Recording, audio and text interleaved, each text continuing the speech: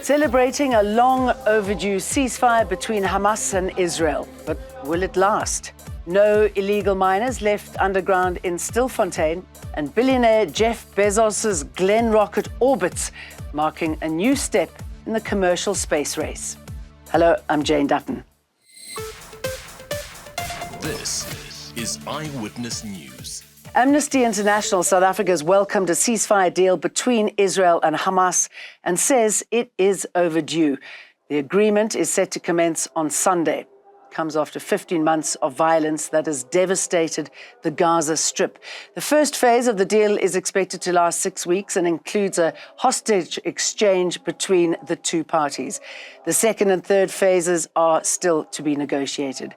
The Israeli army has been accused of carrying out a genocide in Gaza, where it has killed more than 46,000 Palestinians. The war started after Hamas attacked southern Israel in October 2023, killing at least 1,200 people and taking 251 others hostage. For Palestinians who have endured more than 15 months of devastating and relentless bombardment, have been displaced from their homes repeatedly, and are struggling to survive in makeshift tents without food, water, and basic supplies, the nightmare will not be over, even if the bombs cease. The South African government, which has taken Israel to The Hague for genocide against the Palestinians, has called on both parties to respect the ceasefire deal.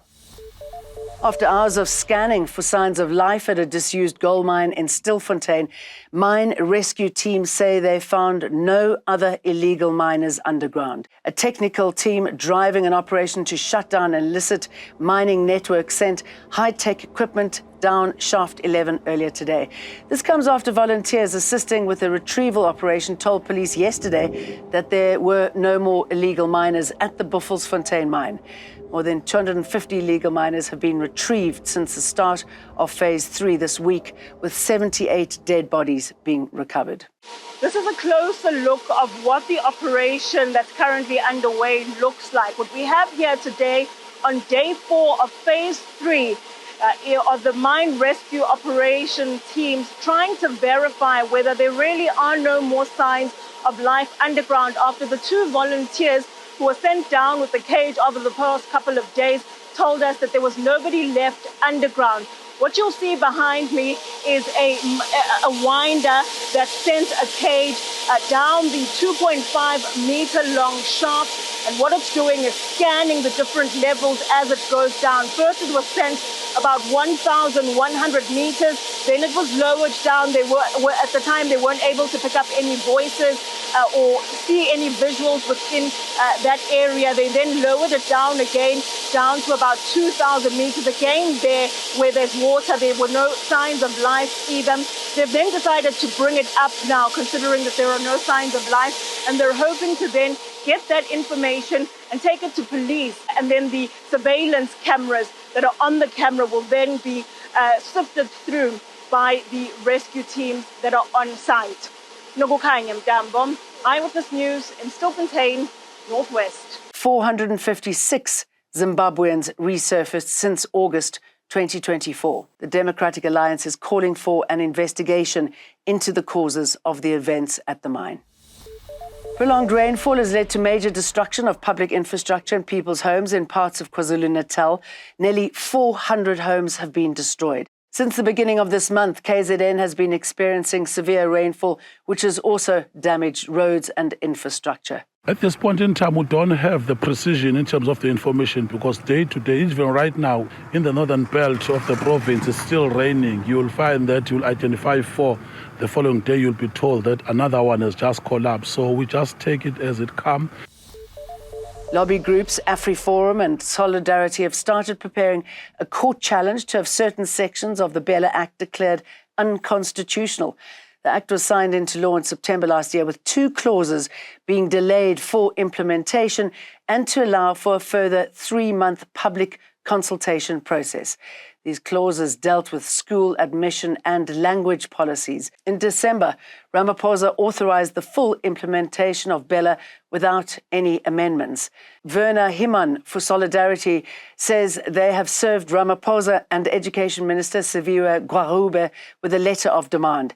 Himan says the responses to the letter will determine when and how they'll serve court papers.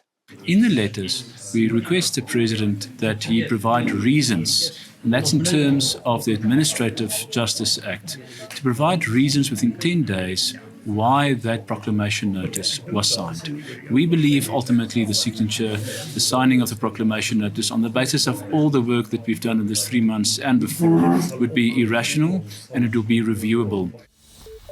A Cape Town taxi boss and 2 taxi owners are linked to the deadly mass shooting at Nyanga Terminus this week.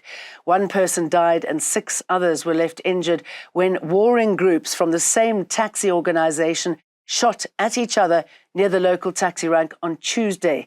18 people were arrested and appeared at the Athlone Magistrates Court today, charged with murder and attempted murder.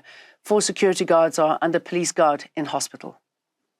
Under the circumstances there, and if you count about 120 cartridges that were on the scene, we prevented what could have been a disaster at the time. I can't imagine the end results of that had we not been there at that time and pounced on them.